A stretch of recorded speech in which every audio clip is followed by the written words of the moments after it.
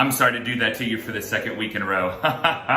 What's up, everybody? My name is Nicholas Brownlee, and welcome to Nick at 9, an opera variety show right here on the TDO Network. Thank you so much for joining me. So that was Renee Fleming getting ready to sing what I believe to be the purest, most beautiful sound that a human voice can make. Yes, I'm full of hyperbole today, and if you're wondering, I'm stowed away on my second floor in the attic, feeling very bohem vibes to run away from my toddler today, who's crazy and won't let me record. So, welcome to this white abyss that is my upstairs room. Now, last week we went over the La Spera, the high C in Bohème, and basically we talked about it.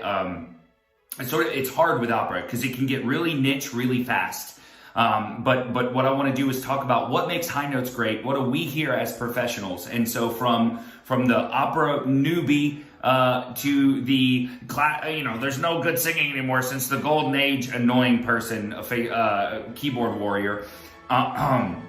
This breakdown is designed to sort of be something for everyone. So I hope you enjoy this breakdown. Today we're doing Depuis le jour from Charpentier is the composer. Louisa is the opera, and you don't need to know anything about the opera. Like, go on your own. This is not a synopsis breakdown. But basically in this aria, this is a young girl saying, "I am so happy" on the high note because she's falling in love. And so she says, "Ah, je suis heureuse." I am so happy. And so we're gonna hear from 5 different sopranos today, just singing that clip, and we're gonna talk about what I hear when I hear them. And so just before we get started, I wanna say this is meant to excite, engage, and inspire you to go on and to listen to more. And I'm gonna say things like, well, Ananda Trebko could have done this better. That's crazy. She's amazing. I'm just speaking from a sort of objective bystander who has never sung a note higher than like a G on the bass staff.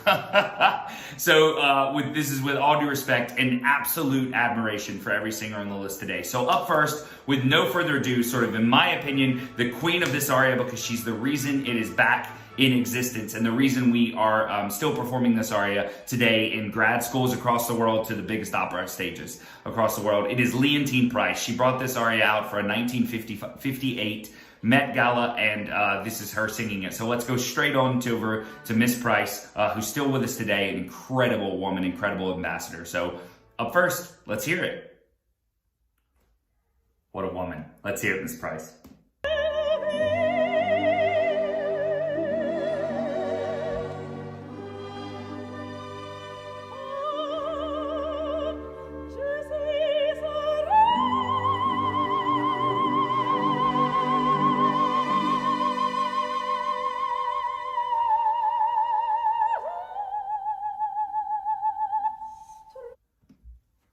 Unbelievable. And the first thing that needs to be said, that is from a live performance. Can you imagine? This is the first one, so I got my headphones on the wrong way. That is from a live performance.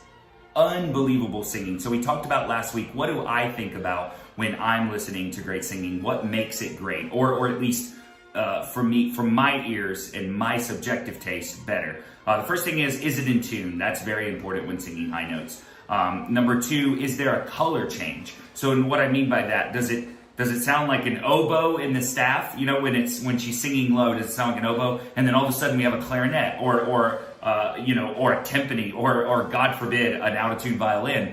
Does it change color? Does it sound like the same person, the same instrument, homogeneous from top to bottom? And then finally is beauty of tone, which is sort of the one subjective one, you know what I mean, for me. And this one is so great to start with. Miss Price has all of those things. It's beautifully right in the center of the pitch. This is a high B for you that don't know what a high B is for a soprano. This is getting very close to the top of their range, and especially to sing it as soft. And as you can see in the music below, it's written with a big crescendo, which she doesn't really do, and we'll get into that in a second in some later examples. But it's an absolute stunning example of ringing, clarity of tone, and I also must add, what makes this a very difficult passage is it's a very big jump. So C sharp to B is a very difficult jump, but also it's the dismount. We don't talk enough about the dismount. And that's, to me, the hardest part. So I think Miss Price does an absolute jam-up job with that. We'll get into some more specifics in a second, but let's just hear her do it one more time to get us started, yeah?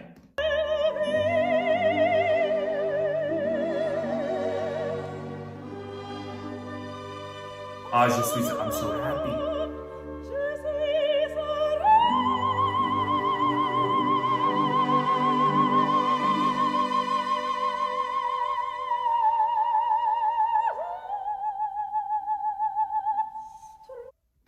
Unbelievable. Unbelievable. Okay, that was fantastic. Now, up next, we're going to go for a little more modern flavor, which I'm very excited about. And the diva queen, star, you can say a lot about her, but nonetheless, extremely good singer and extremely beautiful artist, Ananda Trebko, up next. Let's go.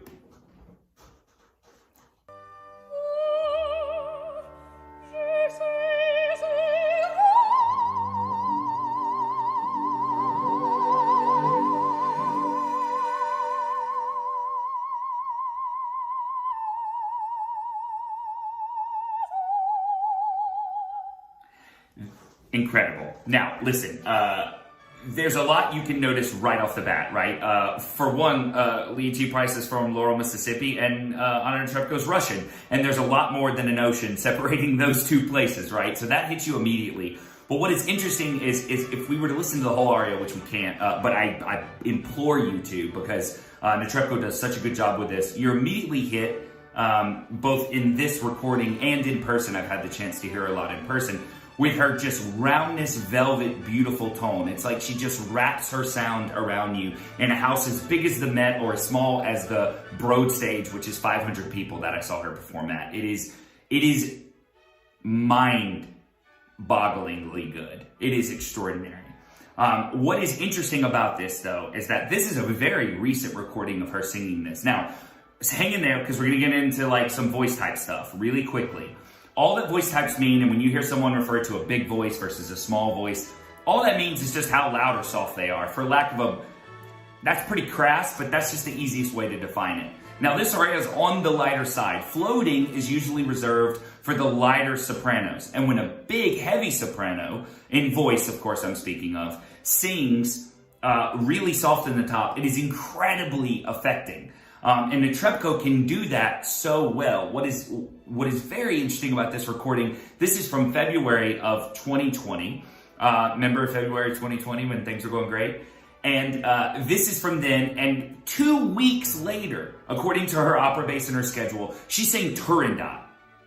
That's crazy. To put that in perspective, that is like getting to the Olympics and Usain Bolt winning the 100-meter and then saying, you know what, I'm just going to run the marathon section too. And the next day waking up and running the marathon.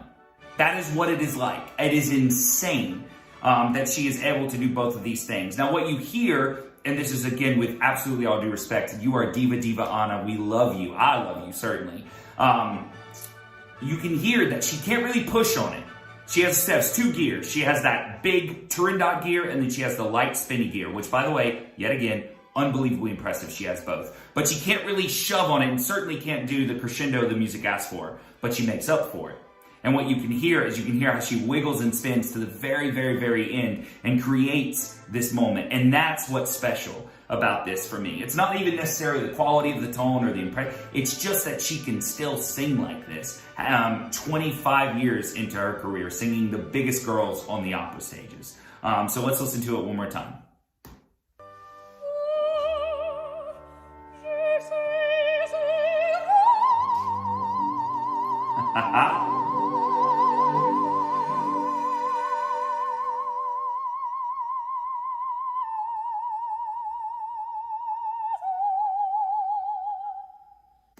The dismount also is just absolutely incredible. Okay, brava. Okay, up next, we're going to a much more modern, or an up-and-coming star, to give you an example of like what singers are sounding like now. So we represent old school, new school, decades all over the place. So up next is Elsa Dreisig. Great, has a great thumbnail. Take it away, Elsa.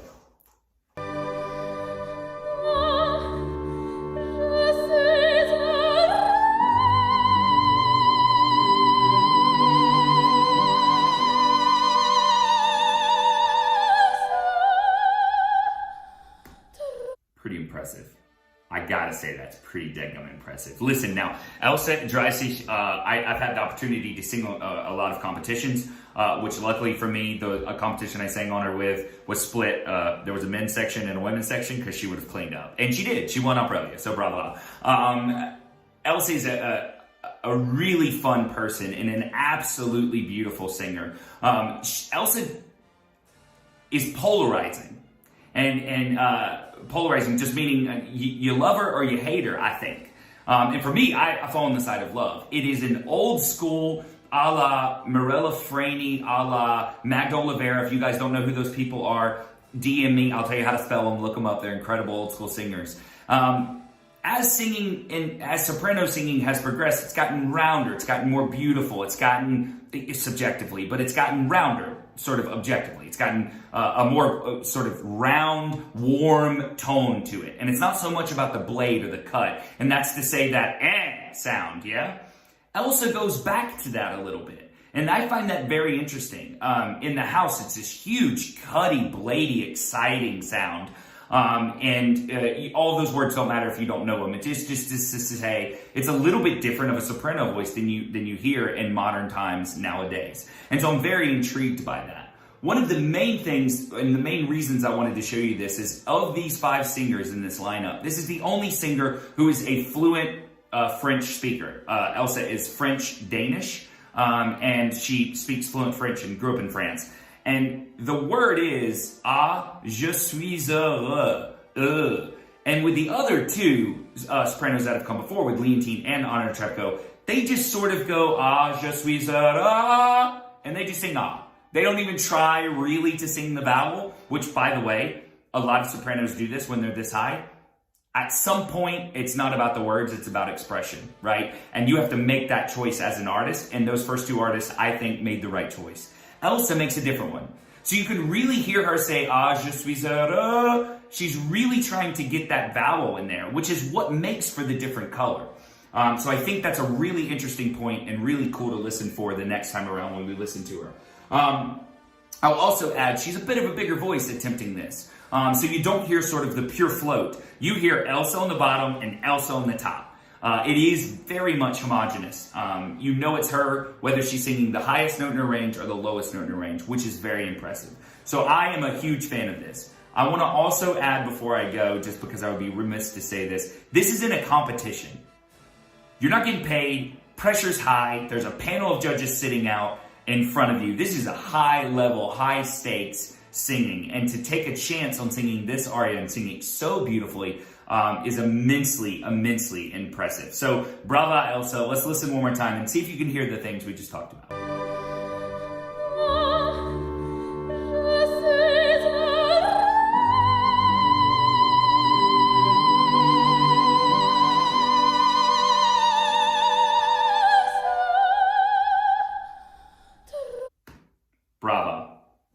Absolutely stunning. Okay, up next is the penultimate singer. You can't do a high, floaty, soprano, soft, pianissimo challenge without the queen of it. And in my humble opinion, and quite frankly, a lot of people's, it's Caballé. So here we go. Montserrat Caballé, Freddie Mercury's best friend. Let's see what Miss Caballé has to say about it. I mean, look, she's already so passionate. This will not suck.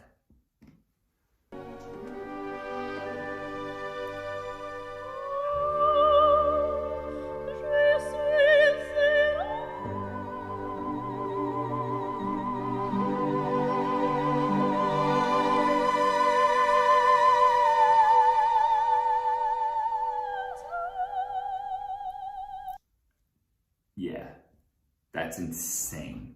Now, that is interesting because it had a very similar color to the Trebko. But what's different about it is that this color doesn't change. Again, Trebko's the best. I'm not coming for anybody. I love everybody. I love opera singing. This is why I'm doing it. Trebko sort of changes. You can hear that difference. Here, you just hear this homogeneous sound. And what Caballé is the undisputed champion. The Conor McGregor, I guess he just got knocked out, but whoever you want to say, she's the undisputed champion of this technique of crescendo into nothingness. And she just goes, je suis a. And that is such an impressive, unbelievable thing. And she spins it, and the note is just present enough. And you're like, what's that sound coming over the orchestra perfectly? That, to me, is such a valuable, unbelievable, intangible technique for women singing pianissimos. The most important thing to remember about opera, whether you're a newbie or an old school lover, is that opera, life is, we're normal, we get big to make a point. Opera is big, quiet to make a point. Because opera's just big all the time, so when it pulls back, then you're in. In the same way in life, when someone yells, you're focused, right? Now, this is a prime example of that. She is an unbelievable master of manipulating your emotions with high notes. And I'll also add, it is perfectly center of the pitch. Like, if you had a guitar tuner and you were like, is this a B natural? You'd be like, yeah, it's that's a B natural. Whatever it would be, 902 would be the hertz. That's stupid. It doesn't matter. It is perfectly in tune, perfectly beautiful. And she is just so good at that crescendo into nothingness and then blooming. And her dismount, the way she comes down, is unbelievable. It is unmistakable. It is caballé. I encourage you, if you don't know a lot about caballé, because, how much time do you have? Like, you got to listen to everything Joan Sutherland did and Franny did and all. But caballé is especially her Ana Bolena recording, is some of the most exquisite singing that we have on record, in my opinion. Bravo. Let's listen to it one more time.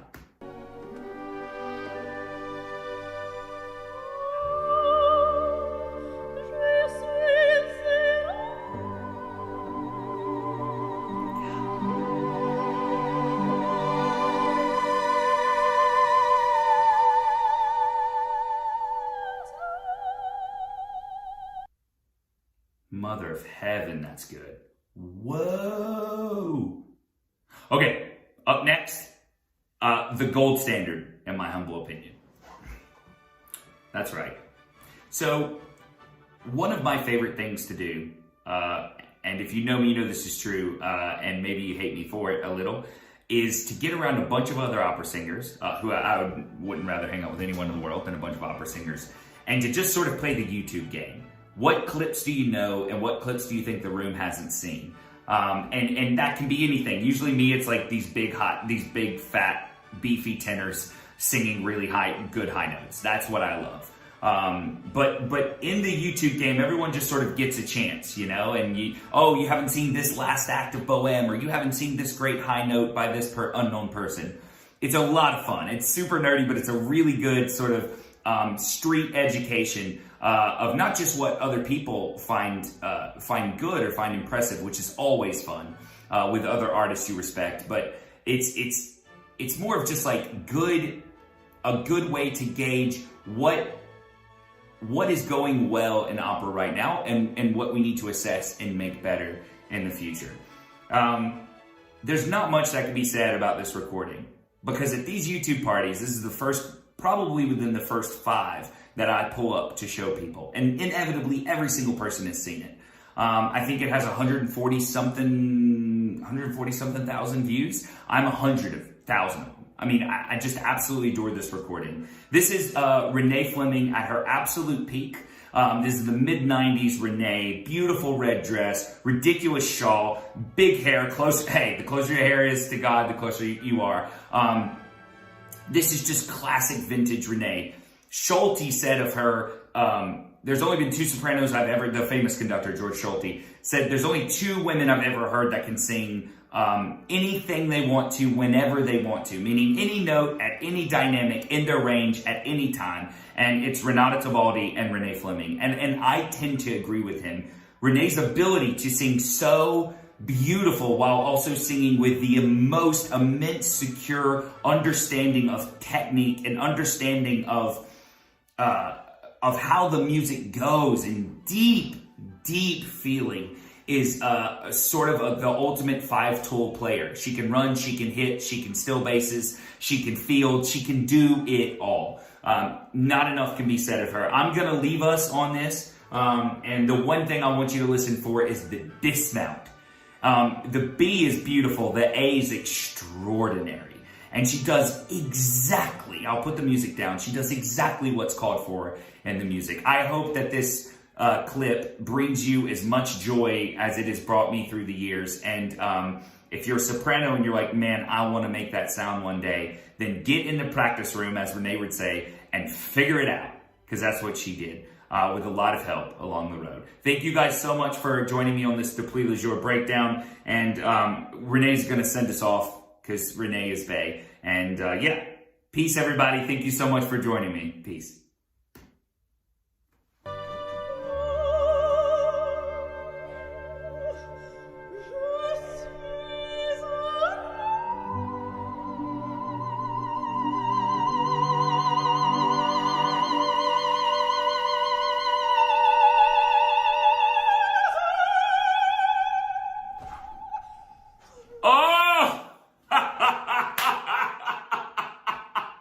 She's so good. Woof.